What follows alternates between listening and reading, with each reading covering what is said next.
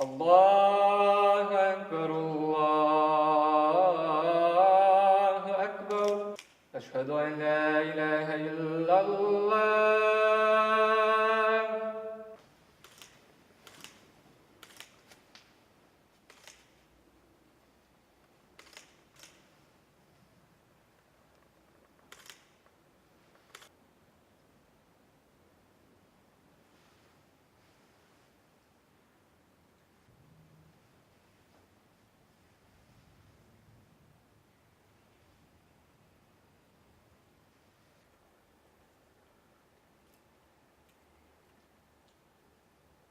سبحان ربك رب العزة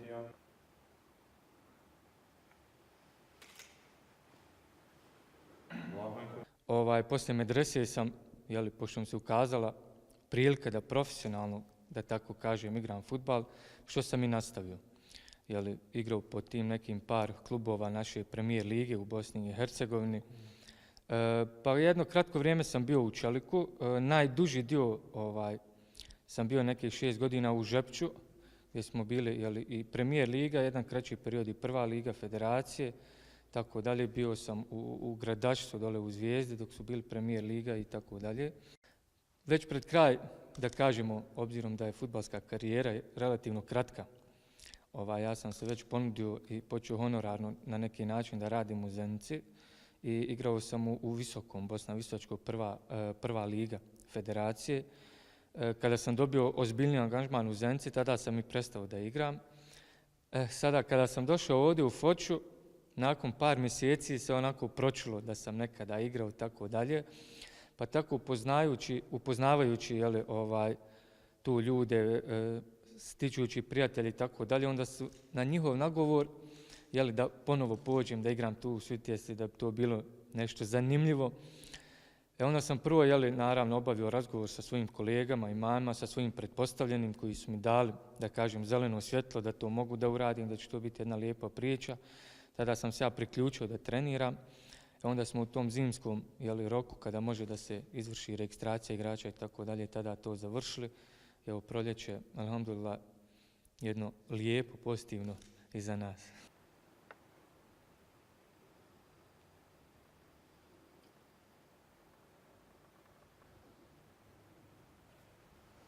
Sami Allahu liman hamida.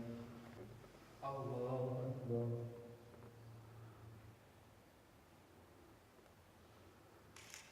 Allahu akbar.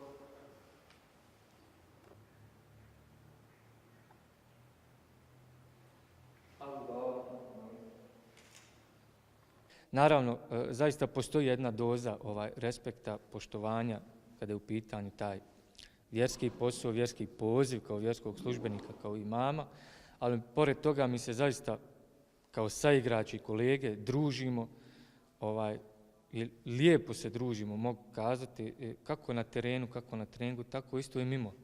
Mimo treninga i terena, zaista družimo se, često popijemo kahu zajedno i tako dalje. Allahu akbar.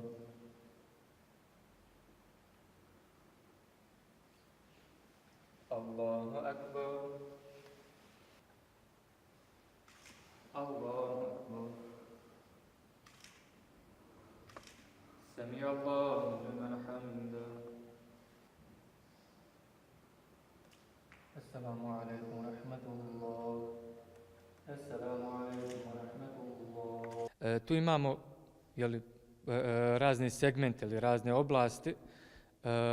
Recimo, kada je u pitanju sama ishrana, znamo koliko vjera potencira na tome da se čovjek pravilno, zdravo hrani, što naravno svaki sportista, profesionalni pogotovo, mora posebno da obrati pažnju na ono šta jede, kako jede i koliko jede. Tu su naravno one druge stvari.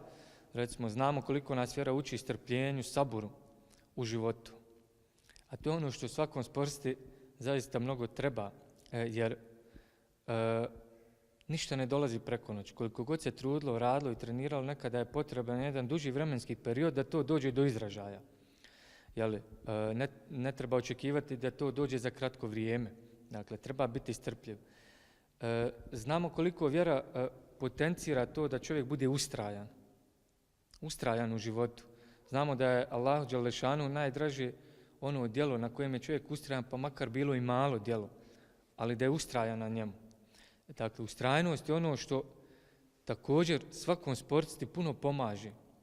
Dakle, vjera ga uči da ne odustaje tako lako kada naiđe na neke poteškoće, kada naiđu neki belaji, iskušenja u životu, da se ne odustaje, nego da se ostaje ustrajan, čvrst na tom putu.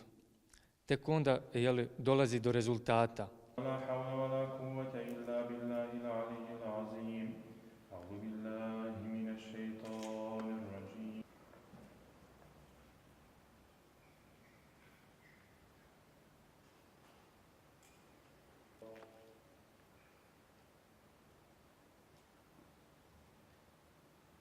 الحمد لله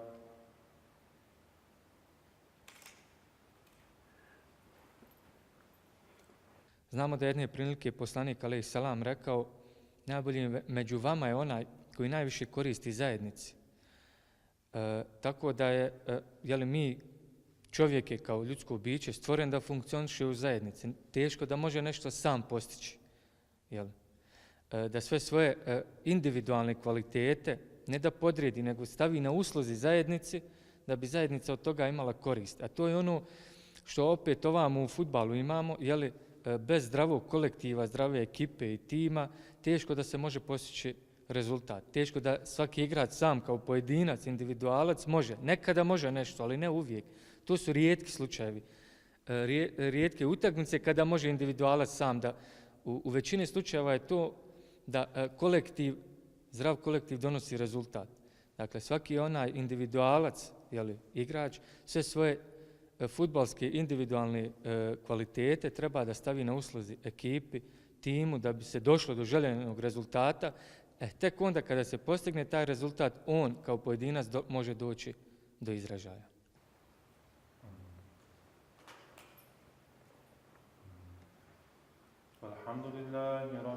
Mi, imami i vjerski službenici, zaista takav nam je poziv da smo na usluzi ljudima.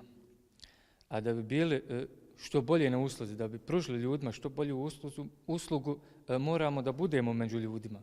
Moramo da izađemo među ljude, da se među njima krećemo, da sa njima sarađujemo, da što više kontakta sa ljudima ostvarujemo, da ispitamo njihove probleme, njihove potrebe, njihova razmišljanja, da bi došli zajednički do nekog rezultata. I to je upravo ovaj kolektiv, ovo zajedništvo, ovaj džemat o kome sam i govorio. Dakle, da vidimo što znaš. Pa ne znam, djabola ništa. Sad smo mi pitali ovdje jednom. Malo je Fendijano preko noge, znam i ja. Ne, preko noge. Pa ne znam, djabola. Gledam. Znaš kako ću ti sliku napraviti? Kako? Za postera. Ja. Hoću biti u albumu na sličicama. Ja sam zato što si zenici, nije što sledi. Dosta. Umorču se da biš. Umorču se dosta. Jel treba dodavati? Moje lična očekivanja jesu da ćemo zaista imati jednu bolju sezonu. Očekujem da ćemo naredne godine, narednu sezonu uspjeti izboriti mjesto u ovoj ligi za opstanak među prvih 6. A znači igrao si za U21, jel? Bio, To moramo bilo već pred kraj. Po meni dobra, imali smo tu jednu generaciju koja je zaista bila odlična, fantastična.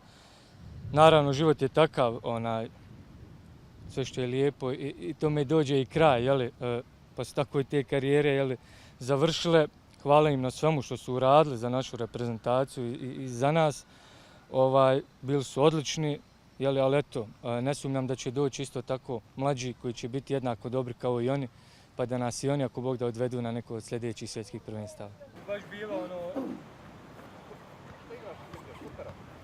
A sad stopera, da. A igrao sam ti ja sredova. Možemo napisati u džami u prvom na tebi. Dosta, pa, hajde.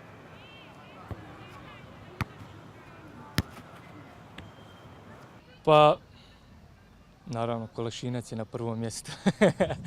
Ali, pa evo na ovoj svjetskoj sceni, da kažem sada, pošto je trenutno aktualno i svjetsko prvenstvo, ja mislim, kada je u pitanju ta lijeva strana, da je Marcelo zaista po meni trenutno najbolji.